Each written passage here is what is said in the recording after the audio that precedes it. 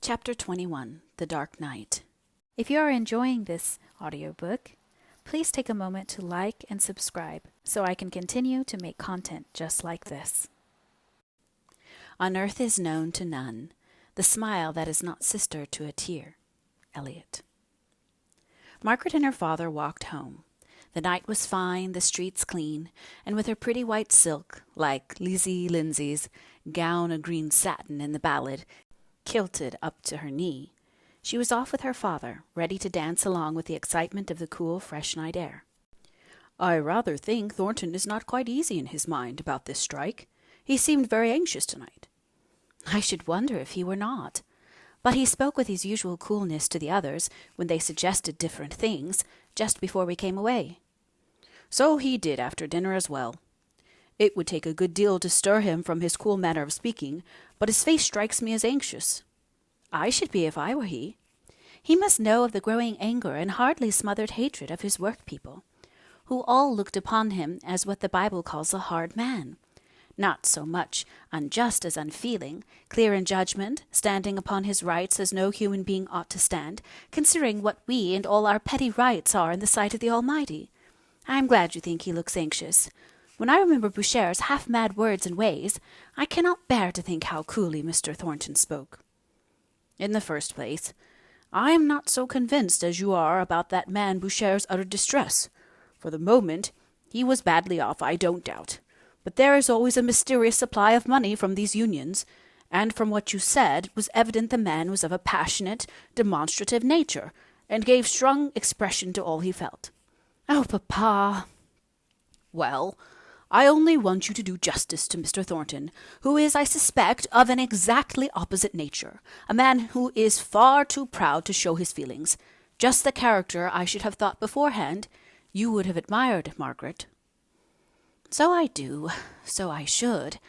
But I don't feel quite so sure as you do of the existence of those feelings. He is a man of great strength of character, of unusual intellect, considering the few advantages he has had." "Not so few. He has led a practical life from a very early age, has been called upon to exercise judgment and self-control. All that develops one part of the intellect. To be sure, he needs some of the knowledge of the past, which gives the truest basis for conjecture as to the future. But he knows this need, he perceives it, and that is something. You are quite prejudiced against Mr. Thornton, Margaret." "He is the first specimen of a manufacturer, of a person engaged in trade that I have ever the opportunity of studying, papa. He is my first olive. Let me make a face while I swallow it. I know he is good of his kind, and by I shall like the kind. I rather think I am already beginning to do so. I was very much interested by what the gentlemen were talking about, although I did not understand half of it. I was quite sorry when Miss Thornton came to take me to the other end of the room, saying she was sure I should be uncomfortable at being the only lady among so many gentlemen. I had never thought about it. I was so busy listening, and the ladies were so dull, papa, oh, so dull. Yet I think it was clever, too. It reminded me of our old game of having each so many nouns to introduce into a sentence." "What do you mean, child?" asked Mr. Hale. "Why, they took nouns that were signs of things, which gave evidence of wealth, housekeepers, undergardeners, extent of glass, valuable lace, diamonds, and all such things, and each one formed her speech so as to bring them all in the prettiest accidental manner possible." "You'll be as proud of your one servant when you get her, if all is true about her that Mr. Thornton says." "To be sure I shall. I feel like a great hypocrite tonight, sitting there in my white silk gown with my idle hands before me, when I remembered all the good, thorough housework they had done today. They took me for a fine lady, I'm sure." "Even I was mistaken enough to think you looked like a lady, my dear," said Mr. Hale, quietly smiling. But smiles were changed to white and trembling looks when they saw Dixon's face as she opened the door. "Oh, master! Oh, Miss Margaret! Thank God you are come! Dr. Donaldson is here. The servant next door went for him, for the charwoman is gone home. She's better now, but oh, sir, I thought she'd have died an hour ago." Mr. Hale caught Margaret's arm to steady himself from falling. He looked at her face and saw an expression upon it of surprise and extremest sorrow, but not the agony of terror that contracted his own unprepared heart. She knew more than he did, and yet she listened with that hopeless expression of awed apprehension. "Oh, I should not have left her, wicked daughter that I am, moaned forth Margaret, as she supported her trembling father's hasty steps upstairs. Dr. Donaldson met them on the landing. "She is better now," he whispered. "The opiate has taken effect. The spasms were very bad. No wonder they frightened your maid. But she'll rally this time." "This time? Let me go to her." Half an hour ago, Mr. Hale was a middle-aged man. Now his sight was dim, his senses wavering, his walk tottering, as if he were 70 years of age. Dr. Donaldson took his arm and led him into the bedroom. Margaret followed close. There lay her mother, with an unmistakable look on her face. She might be better now, she was sleeping, but death had signed her for his own, and it was clear that ere long he would return to take possession. Mr. Hale looked at her for some time without a word. Then he began to shake all over, and turning away from Dr. Donaldson's anxious care, he groped to find the door. He could not see it, although several candles, brought in the sudden affright, were burning and flaring there. He staggered into the drawing-room and felt about for a chair. Dr. Donaldson wheeled one to him and placed him in it. He felt his pulse. "Speak to him, Miss Hale. We must rouse him." "Papa," said Margaret with a crying voice that was wild with pain. "Papa, speak to me." The speculation came again into his eyes, and he made great effort. "Margaret, did you know of this? Oh, it was cruel of you." "No, sir, it was not cruel," replied Dr. Donaldson with quick decision. "Miss Hale acted under my directions. There may have been a mistake, but it was not cruel. Your wife will be a different creature tomorrow, I trust. She has had spasms, as I anticipated, though I did not tell Miss Hale of my apprehensions. She has taken the opiate I brought with me. She will have a good long sleep, and tomorrow that look which has alarmed you so much will have passed away. But not the disease." Dr. Donaldson glanced at Margaret. Her bent head, her face raised with no appeal for a temporary reprieve, showed that quick observer of human nature that she thought it better that the whole world should be told. "Not the disease. We cannot touch the disease, with all our poor vaunted skill. We can only delay its progress, alleviate the pain it causes. Be a man, sir, a Christian. Have faith in the immortality of the soul, which no pain, no mortal disease can assail or touch." But all the reply he got was in the choked words. "You have never been married, Dr. Donaldson. You don't know what it is." And in the deep, manly sobs, which went through the stillness of the night like heavy pulses of agony. Margaret knelt by him, caressing him with tearful caresses. No one, not even Dr. Donaldson, knew how the time went by. Mr. Hale was the first to dare to speak of the necessities of the present moment. "What must we do?" asked he. "Tell us both. Margaret is my staff, my right hand." Dr. Donaldson gave his clear, sensible directions. "No fear for tonight. Nay, even peace for tomorrow and for many days yet, but no enduring hope of recovery." He advised Mr. Hale to go to bed and leave only one to watch the slumber, which he hoped would be undisturbed. He promised to come again early in the morning, and with a warm and kindly shake of the hand he left them. They spoke but few words. They were too much exhausted by their terror to do more than decide upon the immediate course of action. Mr. Hale was resolved to sit up through the night, and all that Margaret could do was to prevail upon him to rest on the drawing-room sofa. Dixon stoutly and bluntly refused to go to bed, and as for Margaret, it was simply impossible that she should leave her mother, let all the doctors in the world speak of husbanding resources, and one watcher only being required. So Dixon sat and stared and winked and drooped and picked herself up again with a jerk, and finally gave up the battle and fairly snored. Margaret had taken off her gown and tossed it aside with a sort of impatient disgust, and put on her dressing-gown.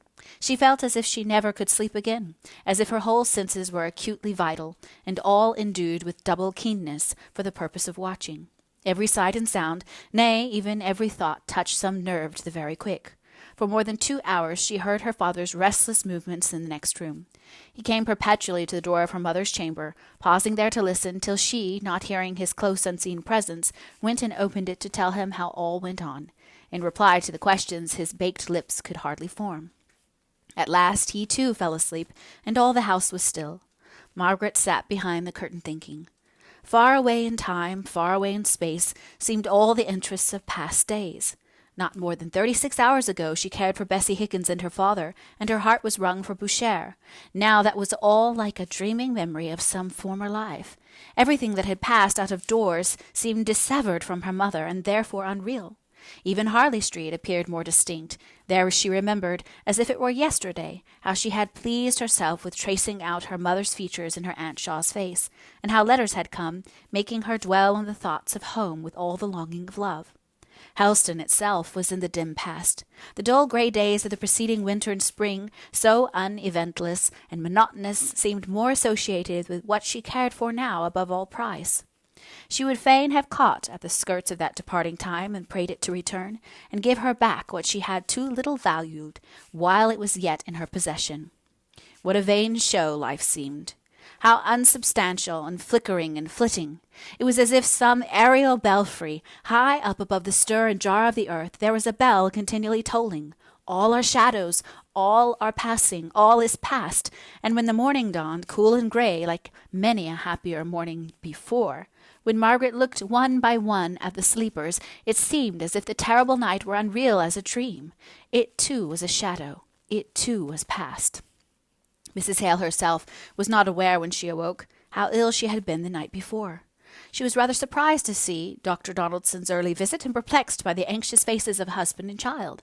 She consented to remain in her bed that day, saying she certainly was tired, but the next she insisted on getting up, and Dr. Donaldson gave his consent to her returning into the drawing-room. She was restless and uncomfortable in every position, and before night she became very feverish. Mr. Hale was utterly listless and incapable of deciding on anything. "What can we do to spare Mamma such another night?" asked Margaret on the third day. "It is to a certain degree the reaction after the powerful opiates I have been obliged to use.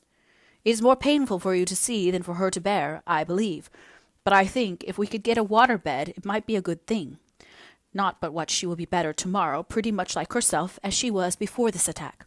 Still, I should like her to have a water-bed. Mrs. Thornton has one, I know. I'll try and call there this afternoon. Stay," said he, his eye catching on Margaret's face, blanched with watching in a sick-room. "I'm not sure whether I can go.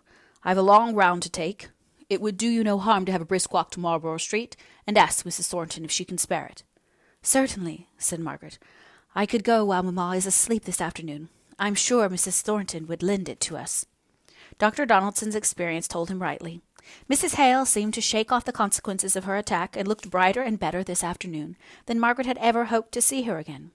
Her daughter left her after dinner, sitting in her easy-chair, with her hand lying in her husband's, who looked more worn and suffering than she by far. Still, he could smile now, rather slowly, rather faintly, it is true, but a day or two before Margaret never thought to see him smile again. It was about 2 miles from their house in Crampton Crescent to Marlborough Street. It was too hot to walk very quickly. An August sun beat straight down into the street at 3 o'clock in the afternoon. Margaret went along without noticing anything very different from usual in the first mile and a half of her journey.